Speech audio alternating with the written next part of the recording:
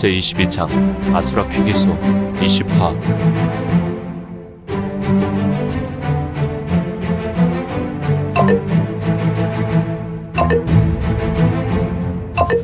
구독과 좋아요, 알림 설정 부탁드립니다.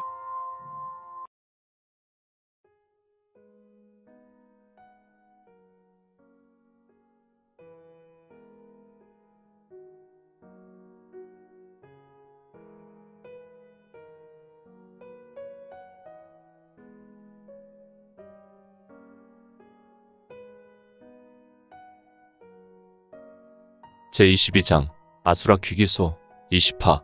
이건의 귀에 세미한 병장기에 부딪히는 소리가 들려오고 있었는데, 이런 환상적인 정원에서 웬 병장기 부딪히는 소리? 배고픈데 귀찮군. 그래도 나의 궁금함 때문에 그냥 돌아갈 수도 없으니 한번 찾아봐야겠다. 이거는 이런 생각을 하고 병장기가 부딪히는 소리에 귀를 기울이고 순간 자리에서 사라졌다. 스스스 츳. 이건이 있었던 자리에서 하얀색 서기가 피어오르고 그는 호련히 자리에서 사라졌다. 훗. 챙챙챙챙. 수루 유리료. 팍팍팍팍팍팍팍.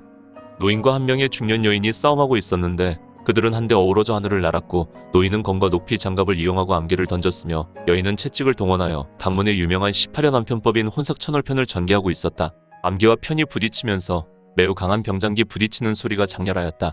이들의 모습이 가히 용호상박이리라.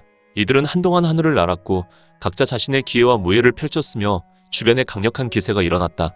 주변 나무에서 떨어지는 낙엽들이 소용돌이치고 날았으니 이들은 공수를 주고받으며 가려진 낙엽 회오리에서 간혹 검기가 뿜어대어 번쩍번쩍 빛이 났다. 또한 여인이 전개하는 혼삭편은 용이 하늘에서 꿈틀대던 낙엽 사이를 오갔으며 검기와 부딪히고 암기와 부딪히며 붉은색 불꽃이 사방으로 튀었다.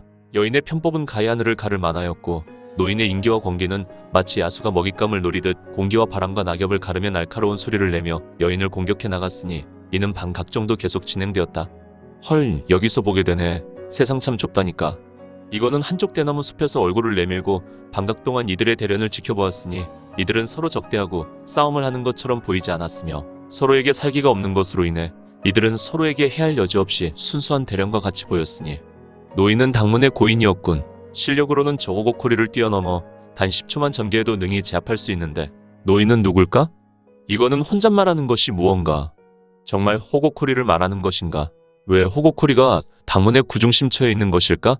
낙양과 정주의 경계에 외곽 숲속 무너져가는 토담집에서 삼강오리를 만났었는데 물론 삼강오리 중에 석중오리와 우중오리는 이건과 시비 끝에 생명을 잃게 되었고 오직 호고코리만 도주하여 그 목숨을 스스로 구해낼 수 있었지 않았는가.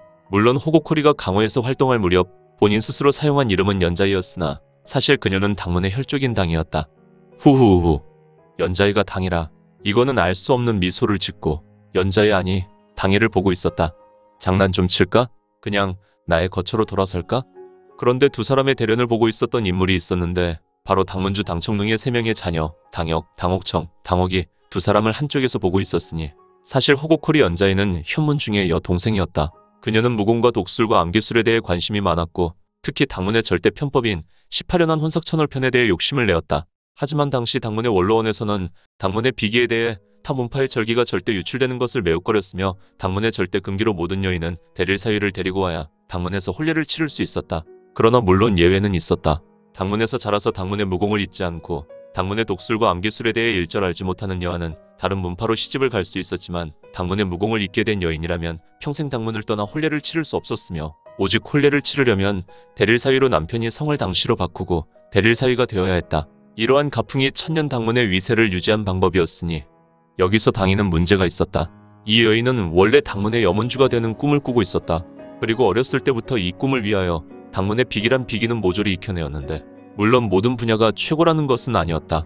그러나 당문의 비기는 그녀가 대략 모든 것을 알게 되었고 아무튼 그녀는 거의 천재적인 소양을 갖춘 여인이었기에 거두절미하고 세월을 거슬러 올라가서 약 20년 전쯤에 당이에게 세봄이 찾아와 연정이 생겼으니 그것은 다름 아닌 떠돌이 경극단의 미남자와 당이는 첫눈에 반하게 되었다.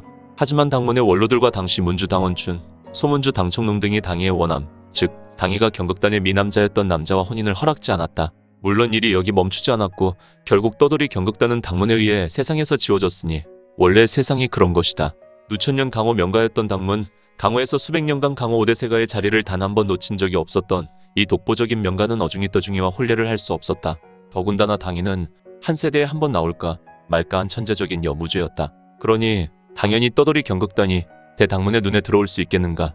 오히려 경극단과 미남자는 당문에게 있어서 눈의 가시가 되었고 당문의 무력 단체 중에 정령척살단에 의해 경극단의 모든 인원은 소리 없이 세상에서 지워졌다. 역시 강호는 무서운 것. 무가나 무림 조직에 밑보이면 하루아침에 자손 3, 4대가 불기에 계기된다. 아무튼 당인은 이에 앙심을 품고 당문을 박차고 나갔는데 당문의 빅이 18연한 혼삭천월편이라는 비극과 함께 사라졌었다. 그리고 30년 후에 당원추는 나이 많아 이미 15년 전에 당문의 문주를 그의 아들 당청농에게 원로원의 재가를 받아 물려주었고 최근 1년 전부터 당원추는 기력이 많이 쇠하여 살아생전 자신의 금쪽 같은 보옥당이를 강호에 수소문하여 찾았다. 다행히 당인은 살아있다는 소식을 들었으나 불행하게도 당인은 연자이라는 가명으로 삼강홀이라는 사파의 강자가 되어 강호를 떠돌고 있었으니 이미 당해에 대한 일화는 이건희 석중홀이 백중현과 우중홀이를 처단했던 기사로 만났고 지금 삼강홀이 중에 호곡홀이 당일을 보며 이건은 매우 복잡 미묘한 감정에 사로잡혔다. 이건은 당혹을 보며 장난기가 발동했다. 어디 보자. 탄지신공이면 되겠지. 피웅. 아야. 당인은 이건희 쏘아낸 절묘한 무풍무음의 탄지신공을 옆구리에 맞고 상처나 충격이 아닌 너무 깜짝 놀라서 몸이 기울게 되었고 그녀는 아버지 당원춘의 검기로 인하여 오른쪽으로 쓰러지고 땅에 내려앉아 나려타곤이라는 보법을 통하여 아버지의 공격을 피해냈다. 이 나려타곤은 나이 4, 5세가 넘으면 무리민이라면 절대 펼치기 싫은 보법이었다. 이 보법은 중원의 무리민이라면 상대에게 수모를 감수하고 목숨을 구걸하기 위하여 최후에 펼치는 매우 비굴한 방법이었으니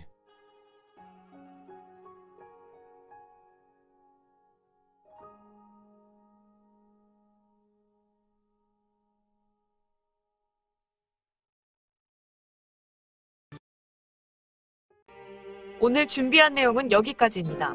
혹시 연학 작가님의 영웅불사지체를 보다 빨리 보시거나 초인전을 이어서 보시고 싶으시다면 원스토리 어플 내려받으시고 초인전이나 영웅불사지체를 검색하셔서 보실 수도 있고요. 추후 영웅불사지체 일부 제국의 후에는 원스토리와 리디북스에서 단행본으로도 보실 수 있습니다. 또한 영웅불사지체 2부 제국의 불사오는 원스토리에서 시작하려고 합니다. 이 점 참고 바랍니다. 재밌게 보셨나요? 재미있게 보셨다면 좋아요. 다음 내용이 궁금하시다면 구독을 부탁드립니다. 항상 저희 민지원의 매거진 성원 부탁드리고요. 아쉽지만 다음 시간에 만나 뵙겠습니다. 모두 건강하시고 오늘 세상에서 최고로 멋진 하루 되세요.